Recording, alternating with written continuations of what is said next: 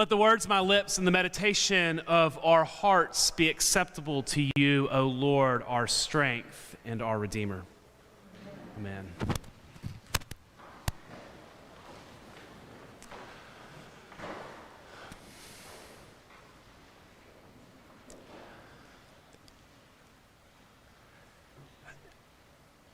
This is starting to feel a little bit more normal. It's the second time I have stood here today.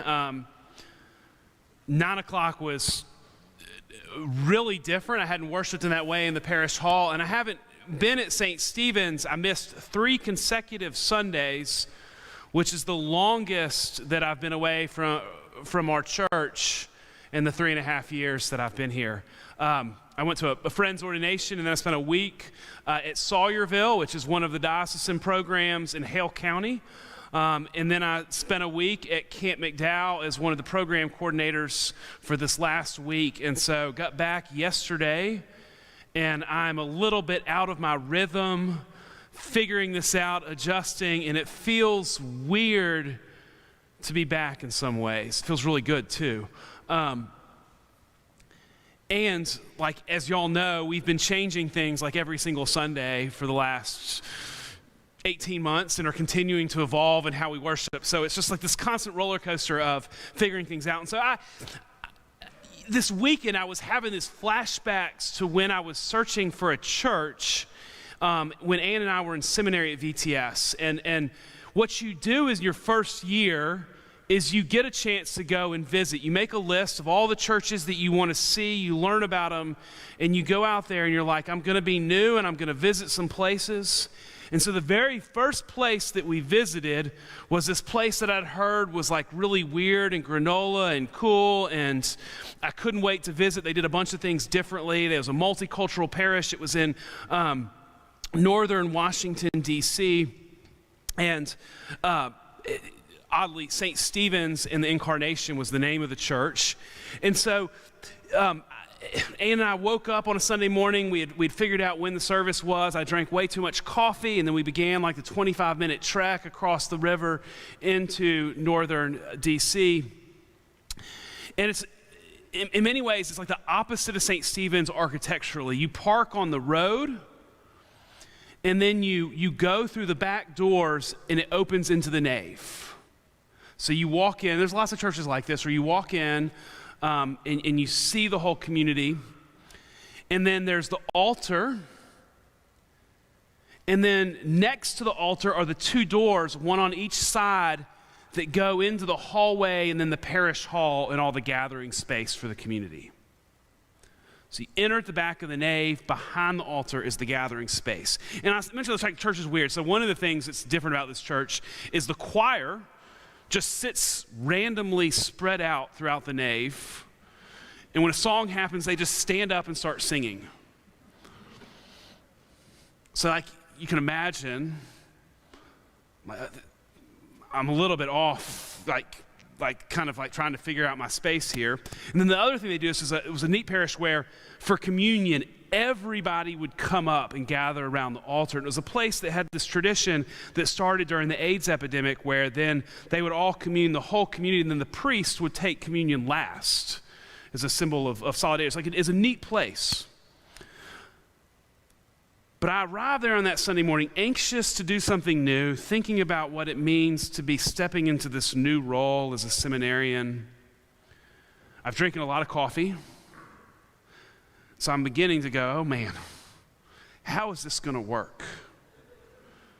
I got to make a line past the choir, and I don't know who's in the choir. I got to go past the acolytes and the Eucharistic ministers and the clergy behind the altar.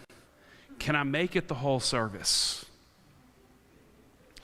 Well, I realized pretty quickly there's no way I'm making it the whole service.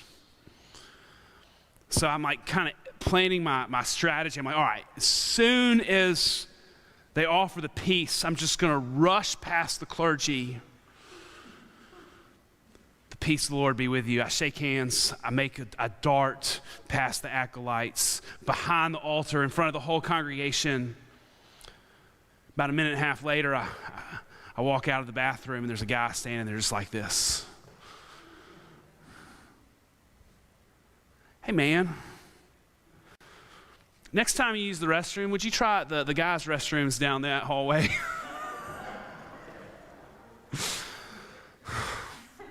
Yeah, I'm already anxious enough being in a new place, and I don't think this is going to be where we're going to serve during seminary.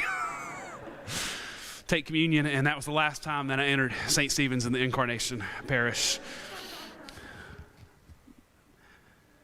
Thinking about that, because that thing's running in mind when you're gone for 3 weeks. Like, who's visited? Who's visited the church? How were they received? How were they welcomed? Did they find the bathroom all right? Wanting to kind of know, it was great to see some new faces at 9 o'clock, and hopefully they were warmly welcomed here in the past few weeks. But that story comes to mind because not only is it hard to do something new and to go someplace new, but it's also risky. Like, it's risky to go someplace new.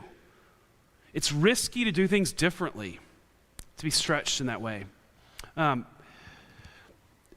Today's gospel reading is interesting. Like, one of the places where some of the most provocative things in the text happen is at the Sea of Galilee that we hear. The sea is the same place where, when the disciples are learning that their mission in the world is more about fish, they throw the nets over and they bring in this gigantic catch, and it nearly swamps the boat, and then they realize that their mission is supposed to be different. It's the place where the disciples are in a boat that is rocking, and Jesus comes walking across the waters in a storm, and then Peter tries to get out of the boat, and he begins sinking and having that beautiful kind of image. And then in today's gospel, the disciples are with Jesus in the boat, and a storm happens. And he tells them, do not be afraid. Do you still not have faith? It's interesting. I mean, it's interesting. I'll tell you why it's interesting in a second. But you got to understand, the Sea of Galilee is not really a sea. It's a lake. It's not even that large. It's part of northern Israel, and from the bottom of the lake is where the Jordan River comes out and runs, and you hear all the stuff that happens south of that on the Jordan River, and it's green and lush, and you picture most of Israel being kind of the desert. On the across the lake is the Golan Heights, where you hear about a lot of the conflict between Syria and Israel. And on the northern end is Capernaum, where Jesus goes across the lake to live for a few years. It's about a 30-mile hike around, so it's not a big place. But it's different from Alabama in the sense that, like, we know when the weather's going to get weird here. It happens, but usually James Spann has told us, and we're all paying attention, that maybe schools need to cancel, that we could have ice, or that dreaded T word that I'm not supposed to say around here. Like, that things are going to be rough. But the Sea of Galilee is a little bit different. Storms just happen, and they happen quickly without that chance to be prepared. Now, why that's significant is just getting on the water is a risky endeavor. So it's not that you're preparing for, you're always prepared, because you know that a storm could happen at any moment, and they happen quickly. So Jesus uses some specific language. He says, do not be afraid, which is different than saying there's nothing to be afraid of. Because getting on the water is risky. Getting on the water is risky. Doing something new is risky. Christian is risky. And in fact, what we've never really claimed before and we're having to claim now in new light, gathering with people is risky. And then we're kind of living in this interesting time where we have, like on the opposite end of the spectrum, says, no, we don't have anything to worry about anymore. And over here, we've got to be scared of everything.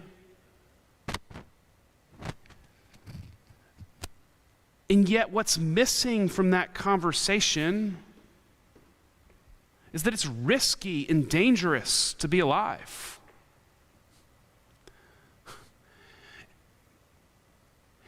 And arguably, it's risky and dangerous to be a person of faith. Yeah, I didn't realize it. What we haven't been doing at church that we've just started doing again is having the cross lead us in. When we follow our attention on a cross, it's risky to be a Christian. It's dangerous to love people because it opens us up to being hurt. It's dangerous to try to see the good in every person because it means that we're going to be disappointed from time to time. It's dangerous to serve in a sacrificial way because it means that we're giving up something of ourselves. It's dangerous and risky, I guess I don't know, dangerous, it's certainly risky to try to be in relationship with people who see things differently than us. It is risky work to be people of faith. And yet, Jesus doesn't say you don't have anything to be worried about. He says, why are you still afraid? Because he's sitting there with them in the boat. He's with them in the boat.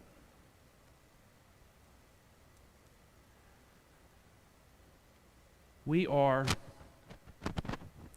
like everybody else in this world, figuring out our own level of comfort, and we're making some changes in a couple weeks that are probably going to be uncomfortable for people.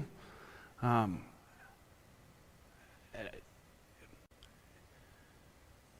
yet,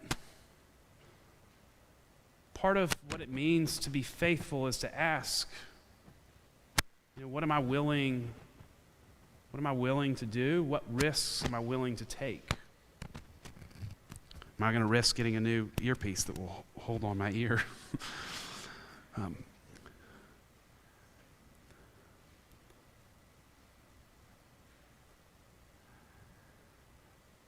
The profound part of this scripture is not the lack of recognition of what it is these disciples are being called into. It's that Jesus is with them in the boat to guide them, to comfort them, and to remind them that God is present in the midst of their risky lives. Which then begets the question, why are they afraid?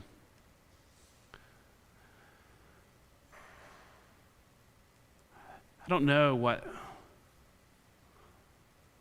the world entirely looks like 6 months from now, a year from now. What I do know is that we're gathered here, that each person that kind of spread out, but we're committed to doing this together. That's the story of hope. That God is present in this risk-taking life of faith. When we stretch to love, when we stretch out to reach out in service, when we stretch to do something new, to go and build a center in Woodlawn, to partner with a school in Haiti, to to gather and worship, that God is in the midst of that. To say, I'm with you. Do not be afraid.